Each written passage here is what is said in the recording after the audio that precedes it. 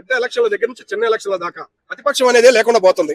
అసెంబ్లీలో చూస్తున్నాం చీదరేస్తుంది. మన పిల్లలు జరిగిన అసెంబ్లీ చూస్తే ఒక హ్యాపీనెస్ అనేది జనంలో వచ్చింది. మరి దీని గురించి రాజకీయ వ్యవస్థ ఎటుపోతుంది అంటారు, ఏమంటారు? పిల్లలు మాట్లాడిన వీడియోస్ అన్ని నేను చూశాను.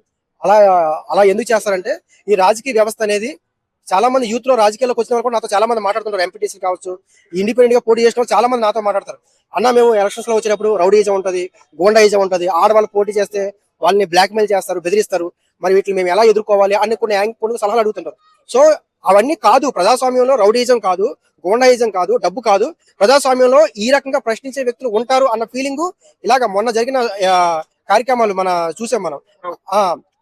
ఏవైతే స్టూడెంట్స్ తో చేసిన కార్యక్రమాలు ఉన్నాయో ఇక్కడ తెలంగాణలో కూడా చేశారు. సో అలా చేయడం వల్ల ఏమవుతుంటే పిల్లలకి కాన్ఫిడెంట్ లెవెల్ పెరుగుతాయి అన్నమాట. అంటే స్పీకర్ అంటే ఏంటి, డెమోక్రసీ అంటే ఏంటి, ఒక ఎమ్మెల్యేగా గెలిచిన వ్యక్తి ఏ రకంగా మాట్లాడతారు, ప్రోటోకాల్స్ ఏ రకంగా ఉంటాయి, సేఫ్టీ ఇవన్నీ ఏమేమి ఉంటాయి అనేది వాళ్ళకి కొంత ధైర్యం ఉంటుంది. అసలు పోటీ చేయకముందే వాళ్ళకి కొంత ధైర్యం ఉంటుంది. ఒక అమ్మాయి మాట్లాడుతూ నేను